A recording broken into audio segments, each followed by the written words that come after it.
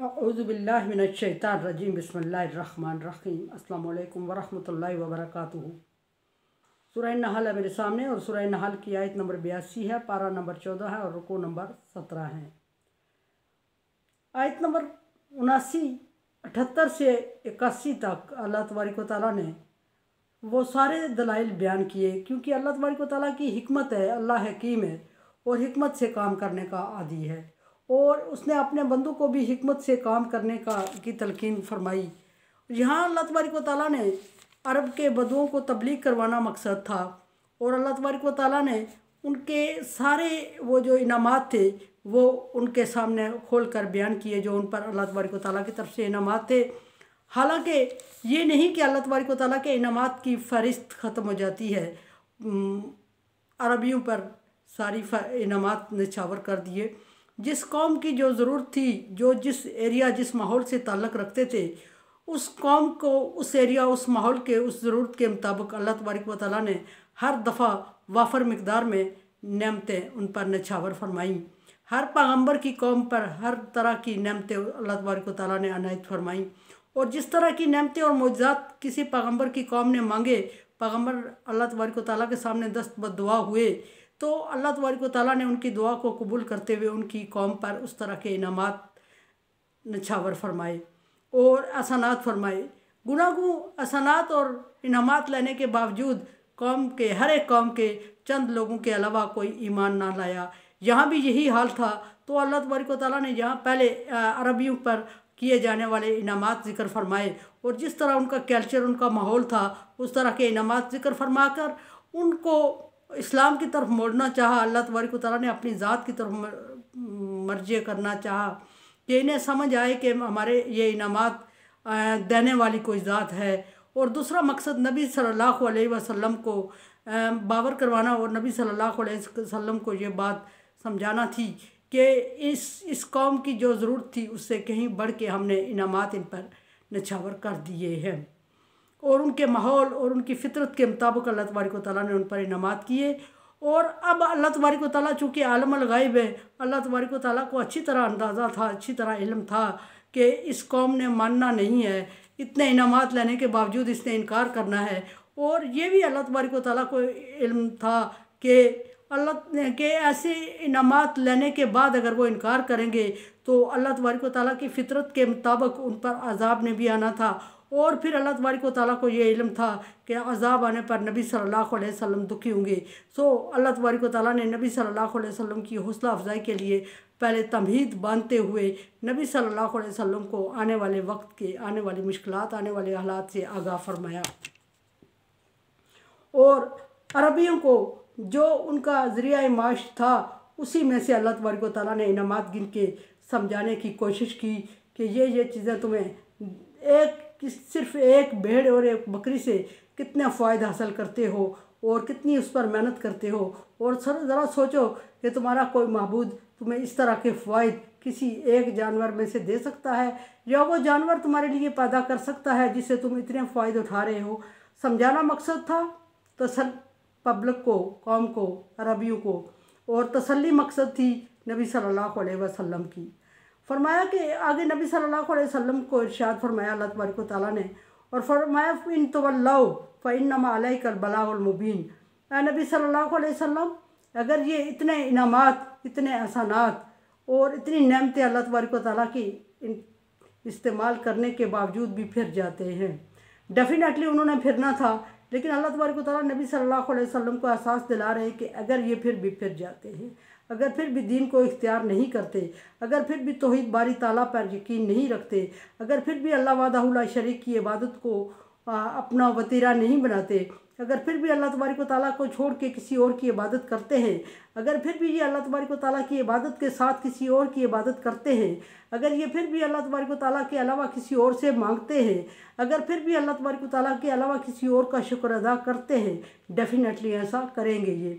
लेकिन नबी सल्लल्लाहु अलैहि वसल्लम को फरमा रहे हैं अल्लाह तबारक व तआला, अगर ये फिर जाते हैं तो आप परेशान मत हो, आपका काम ही डिफरेंट है और काम है, आपकी ज़िम्मेदारी ही और है। आप जिस चीज़ पे परेशान हो रहे हैं नबी, वो आपकी ज़िम्मेदारी ही नहीं है। आप सल्लल्लाहु अलैहि वसल्लम किस चीज़ पे परेशान हो रहे थे? आप सल्लल्लाहु अलैहि वसल्लम उनके ईमान ना लाने पे परेशान हो रहे थे, और आप सल्लल्लाहु अलैहि वसल्लम लालची थे कि वो सारे के सारे आप पर ईमान ले आए, और उन्होंने ईमान नहीं लाना था। लेकिन वो जब नबी सल्लल्लाहु अलैहि वसल्लम के सामने आते तो ऐसे मोजज़ात का मुतालबा करते कि जो अल्लाह तबारक व तआला ने नहीं अता करने थे, या जो पहले वो पैगम्बरों को अल्लाह तबारक व तआला दे चुका था, और उसके बावजूद उन्होंने उन पैगम्बरों की कदर नहीं की थी, पैगम्बरों पर ईमान नहीं लाए थे, सो अल्लाह तबारक व तआला ने दोबारा उसको नहीं करना था। तो वो नबी सल्लल्लाहु अलैहि वसल्लम को परेशान करने के लिए ऐसे ही मुतालबात करते जो पहले जिसको जुटला चुके थे। तो आप सल्लल्लाहु अलैहि वसल्लम लालची ये थे, और समझते थे कि शायद ये जो इनका मुतालबा है ये पूरा हो जाता तो हो सकता है ये सारे के सारे ईमान ले आते। अल्लाह तबारक व तआला ने नबी सल्लल्लाहु अलैहि वसल्लम को बारहा तसल्ली देते हुए फरमाया कि नबी, क्या तू इस्लाम को इन पर मसलत करेगा, क्या जबरनी इस्लाम कबूल करवाएगा? ये जो तुझसे मुतालबा कर रहे हैं, ये अगर मुतालबा इनका पूरा हो भी जाता है तो ये ईमान नहीं लाएंगे। इसलिए कि पहले अंबिया कराम पर ऐसे ही मुतालबे इन्होंने किए, और ऐसे ही मौजज़ात और ऐसी ही चीज़ें और ऐसी ही किताबें और ऐसा ही दीन इनके लिए भेजा गया जिसकी अभी ये डिमांड कर रहे हैं। तो उन्होंने नाकदरी की, और ना सिर्फ अंबिया कराम का इनकार किया, जुटलाया, तकज़ीब की, बल्कि अंबिया कराम को बाज़ को कत्ल भी कर डाला। तो आप क्या समझते हैं कि ये अभी आपसे डिमांड कर रहे हैं, मुतालबा कर रहे हैं, तो आप यकीन कर रहे हैं कि इनको अगर ये दे दिया जाए, इनकी डिमांड, इनका मुतालबा पूरा हो जाए, तो क्या वो ईमान ले आएंगे? ऐसा मुमकिन नहीं है। तो आप सल्लल्लाहु अलैहि वसल्लम का काम इनके रवैये पर परेशान होना बनता ही नहीं। आपकी ज़िम्मेदारी और है, आपकी ज़िम्मेदारी पैगाम पहुँचाना है, और पैगाम पहुँचाना है। आप पहुँचाने में कंजूसी और कसर ना कीजिएगा। उसके बारे में अगर आप कसर छोड़ेंगे तो आप अल्लाह तबारक व तआला के सामने जवाबदेह होंगे। और अगर आपने पैगाम पूरा पहुँचा दिया, इन्होंने अमल ना किया, तो वो फिर आपकी ज़िम्मेदारी नहीं। इन्होंने कबूल ना किया तो उसके बारे में आपसे पूछ नहीं होगी। उस सूरत में नबी सल्लल्लाहु अलैहि वसल्लम को हुक्म दे दिया गया कि लकुम, ऐसे कह के उनसे अलग हो जाया करो, लकुम दीनुकुम वलिया दीन, तुम्हारे लिए तुम्हारा दीन, मेरे लिए मेरा दीन। ना तुम मेरे माबूदों की इबादत करोगे, ना मैं तुम्हारे की करूँगा, ना ऐसा तुम कर सकते हो, ना ऐसा मैं कर सकता हूँ। सो लकुम दीनुकुम वलिया दीन कह के अलहदा हो जाया करो उनसे। और दूसरी बात ये कि बाज़ दफ़ा अगर ऐसा मुमकिन हो कि आपको उनसे मुज़ाकरात मकसद हों, तो फिर दलाइल के साथ मुदल्लल मुज़ाकरात करें, और इल्म और नॉलेज के साथ उनको कायल करने की कोशिश करें। या फिर तीसरी सूरत ये बताई गई कि उनको दावत दी जाए, तालौ इला कलिमतिन सवाइन बैनना व बैनकुम। ये यहूदियों और ईसाइयों के सामने दावत दी गई कि जब मुज़ाकरात पे कहीं फ़ैसला न हो रहा हो और लड़ाई झगड़े की नौबत आ रही हो, तो उस वक्त लड़ाई झगड़े की नौबत से बचने के लिए तरीका सिखाया गया कि उस वक्त उनको ऑफ़र करें कि आओ फिर ऐसे टॉपिक पे बात करते हैं जो तुम्हारे और हमारे दीन में एक जैसा है, सेम है, उस टॉपिक को ले लेते हैं। या फिर उनको अगर ये बात मानते हैं तो फिर ऐसे टॉपिक पे बहस की जाए जो तौरात, इंजील और ज़बूर में भी अल्लाह तबारक व तआला की तरफ से भेजा हुआ था और कुरान पाक में भी था, सेम था, उस पर बहस की जाए। या फिर अगर नहीं बनती तो लकुम दीनुकुम वलिया दीन कह दिया जाए कि तुम्हारा लिए तुम्हारा दीन, तुम्हें मुबारक हो तुम्हारा दीन और हमें मुबारक हो हमारा दीन। हम अपने दीन पे अमल कर रहे हैं, तुम अपने दीन पे करते रहो, इसमें लड़ाई की गुंजाइश नहीं बनती। तीसरी बात यह है कि उन्हें सलामती कह के अलहदा हो जाया करो। और सलामती कह के अलहदा हो जाने का मतलब बाइकाट करना नहीं है, पहले भी बात गुजर चुकी है। सलामती का मतलब यहाँ सलाम कह के अलहदा हो जाने का मतलब यह है कि नेक ख्वाहिशात रखें और आइंदा कोशिशें जारी रखें और अमन और सलामती के साथ कोशिशें जारी रखें, लड़ाई झगड़े की नौबत ना आए और दीन को फैलाने की कोशिश उनमें जारी रखें। कतई ताल्लुक मकसद हरगिज़ नहीं है, कतई ताल्लुक इस्लाम में कहीं भी जायज़ नहीं है। और ख़ुसूसन तबलीग के सिलसिले में कतई ताल्लुक या रवैये को सख्त रखना कहीं अल्लाह तबारक व तआला ने हुक्म नहीं दिया। अगर कतई ताल्लुक कर देंगे, उनसे बैठना उठना छोड़ देंगे तो भी दीन के फैलने के चांस नहीं बनते। और अगर लड़ाई झगड़े और मार धाड़ की नौबत आ जाती है तो फिर भी सुलह की गुंजाइश नहीं बनती और निकलती, और अगर सुलह की गुंजाइश नहीं निकलती तो दीन फैलने से रहा। अल्लाह तबारक व तआला ने पैगम्बरों और उलमाए कराम की जिम्मेदारी दीन को फैलाना करार दिया है। गालम गलौज करके कतई ताल्लुक़ और नफ़रतों को बढ़ाना नहीं, जिस तरह के आजकल हमारा वतीरा बन चुका है। फरमाया कि यहाँ अलैकल बलाग, एक जगह ये भी नबी अल्लाह तबारक व तआला ने फरमाया अलैकल बलाग अलैनल हिसाब, ए नबी तुम्हारी ज़िम्मेदारी पैगाम पहुँचाना, हमारी ज़िम्मेदारी हिसाब लेना या हिसाब देना है, इनको हिसाब रखना। फरमाया कि यारिफून नेमत अल्लाही, वो ए नबी ये नहीं है कि वो अनजान हैं, वो अल्लाह तबारक व तआला की नेमत को समझते नहीं हैं, अल्लाह के एहसानात को मानते नहीं हैं, उन्हें अक्ल नहीं है, शऊर नहीं, उन्हें अक्ल शऊर है, वो जानते हैं, वो अल्लाह तबारक व तआला के इनामात को समझते हैं।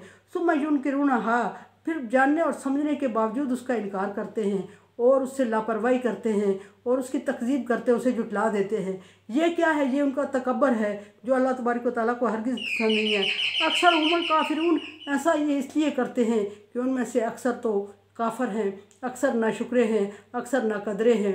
उनको अल्लाह तबारक व तआला के दीन की और अल्लाह तबारक व तआला की आफ़र की, जो जन्नत की आफ़र दे रहे हैं अल्लाह तबारक व तआला उन्हें, और जहन्नम से बचने की कोशिश अल्लाह तबारक व तआला जहन्नम से हटाने की कोशिश कर रहे हैं, उनको इस चीज़ की कदर ही नहीं है और वो कदर कर ही नहीं सकते, इसलिए कि अल्लाह तबारक व तआला ने उनकी फ़ितरत में कदर करना लिखा ही नहीं है, उनकी फ़ितरत में जुटलाना और इनकार करना लिखा हुआ है। क्योंकि अल्लाह तबारक व तआला का उनके साथ वादा है जहन्नम का, और अगर जहन्नम का वादा है उनके साथ तो फिर अल्लाह तबारक व तआला फरमा रहे हैं कि ख़तमल्लाहु अला क़ुलूबिहिम व अला समइहिम व अला अबसारिहिम गिशावतुन व लहुम अज़ाबुन अज़ीम, उनके दिलों पर और उनके कानों पर मैंने मोहर लगा दी है और उनकी आंखों पर पर्दा पड़ गया है, और उनके लिए इसलिए कि उनके लिए दर्दनाक अज़ाब है। और उन्होंने ऐसी पर्दा पड़ने से वो दीन की और हक़ की बात सुन नहीं रहे, कानों पर मोहर लगने की वजह से और दिल पर मोहर लगने की वजह से उन पर असर नहीं हो रहा है, आंखों पर पर्दा पड़ने से उनको राय हकीकी नज़र ही नहीं आ रहा है, हकीकत में किस तरफ जाना है। सो उन्होंने उस रास्ते का अपने लिए इंतखाब कर लिया